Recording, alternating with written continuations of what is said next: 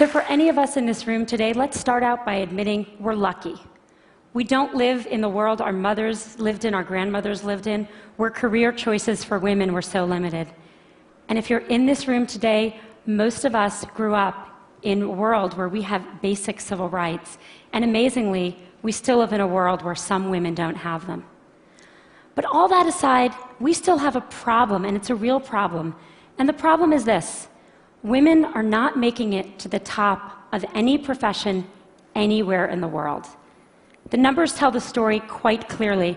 190 heads of state, 9 are women. Of all the people in parliament in the world, 13% are women. In the corporate sector, women at the top, C-level jobs, board seats, tops out at 15–16%. The numbers have not moved since 2002 and are going in the wrong direction.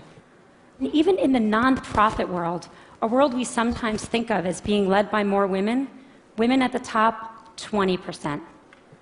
We also have another problem, which is that women face harder choices between professional success and personal fulfillment. A recent study in the US showed that of senior managers, of married senior managers, 2/3 of the married men had children, and only 1/3 of the married women had children. A couple of years ago, I was in New York, and I was pitching a deal, and I was in one of those fancy New York private equity offices you can picture, and I'm in the meeting. It's about a 3-hour meeting, and 2 hours in, there's kind of needs to be that bio break, and everyone stands up, and the partner running the meeting starts looking really embarrassed. And I realize he doesn't know where the women's room is in his office. So I start looking around for moving boxes, figuring they just moved in, but I don't see any. And so I said, "So did you just move into this office?" And he said, "No, we've been here about a year." And I said, "Are you telling me that I'm the only woman to have pitched a deal in this office in a year?" And he looked at me and he said, "Yeah, or maybe you're the only one who had to go to the bathroom." So the question is, how are we going to fix this? How do we change these numbers at the top? How do we make this different? I want to start out by saying I talk about this, about keeping women in the workforce, because I really think that's the answer. In the high-income part of our workforce, in the people who end up at the top Fortune 500 CEO jobs or the equivalent in other industries, the problem, I am convinced, is that women are dropping out. Now, people talk about this a lot, and they talk about things like flex time and mentoring and programs companies should have to train women. I want to talk about none of that today, even though that's all really important. Today, I want to focus on what we can do as individuals. What are the messages we need to tell ourselves? What are the messages we tell the women that work with and for us? What are the messages we tell our daughters? Now, at the outset, I want to be very clear that this speech comes with no judgments. I don't have the right answer. I don't even have it for myself. I left San Francisco, where I live, on Monday, and I was getting on the plane for this conference, and my daughter, who's 3, when I dropped her off at preschool, did that whole hugging the leg, crying, "Mom, you don't get on the plane" thing. This is hard. I feel guilty sometimes. I know no women, whether they're at home or whether they're in the workforce, that don't feel that sometimes. So I'm not saying that staying in the workforce is the right thing for everyone. My talk today is about what the messages are if you do want to stay in the workforce. And I think there are 3. 1, sit at the table. 2, make your partner a real partner. And 3, look at that, don't leave before you leave. Number 1, sit at the table. Just a couple weeks ago at Facebook, we hosted a very senior government official, and he came in to meet with senior execs from around Silicon Valley. And everyone kind of sat at the table, and then he had these 2 women who were traveling with him who were pretty senior in his department, and I kind of said to them, "Sit at the table, come on, sit at the table." And they sat on the side of the room. When I was in college, my senior year, I took a course called European Intellectual History. Don't you love that kind of thing from college? Wish I could do that now. And I took it with my roommate, Carrie, who was then a brilliant literary student and went on to be a brilliant literary scholar. And my brother, smart guy, but a water polo playing pre-med who was a sophomore. The 3 of us take this class together. And then Carrie reads all the books in the original Greek and Latin, goes to all the lectures. I read all the books in English and go to most of the lectures. My brother is kind of busy. He reads one book of 12 and goes to a couple of lectures, marches himself up to our room a couple days before the exam to get himself tutored. The three of us go to the exam together, and we sit down, and we study, sit there for 3 hours in our little blue notebooks. Yes, I'm that old. And we walk out, and we look at each other, and we say, how'd you do? And Carrie says, boy, I feel like I didn't really draw out the main point on the Hegelian dialectic. And I say, God, I really wish I had really connected John Locke's theory of property, the philosophers that follow. And my brother says, I got the top grade in the class. You got the top grade in the class? You don't know anything. The problem with these stories is that they show what the data shows. Women systematically underestimate their own abilities. If you test men and women and you ask them questions on totally objective criteria like GPAs, men get it wrong slightly high and women get it wrong slightly low. Women do not negotiate for themselves in the workforce. A study in the last 2 years of people entering the workforce out of college showed that 57% of boys entering, or men, I guess, are negotiating their first salary, and only 7% of women.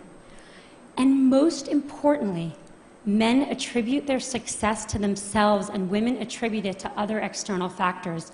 If you ask men why they did a good job, they'll say, I'm awesome. If you ask, obviously, why are you even asking? If you ask women why they did a good job, what they'll say is someone helped them, they got lucky, they worked really hard. Why does this matter? Boy, it matters a lot, because no one gets to the corner office by sitting on the side, not at the table.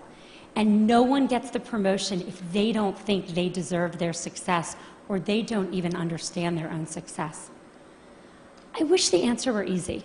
I wish I could just go tell all the young women I work for, all these fabulous women, believe in yourself, negotiate for yourself, own your own success. I wish I could tell that to my daughter. But it's not that simple, because what the data shows above all else is one thing, which is that success and likability are positively correlated for men and negatively correlated for women. And everyone's nodding because we all know this to be true. There's a really good study that shows this really well. There's a famous Harvard Business School study on a woman named Heidi Roizen, and she's an operator in a in a company in Silicon Valley, and she uses her contacts to become a very successful venture capitalist. In 2002, not so long ago, a professor who was then at Columbia University took that case and made it Heidi Roizen. And he gave that case out, both of them, to 2 groups of students. He changed exactly one word, Heidi to Howard, but that one word made a really big difference.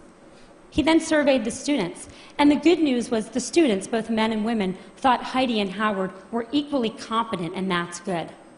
The bad news was that everyone liked Howard. He's a great guy. You want to work for him. You want to spend the day fishing with him. But Heidi, not so sure. She's a little out for herself. She's a little political. You're not sure you'd want to work for her.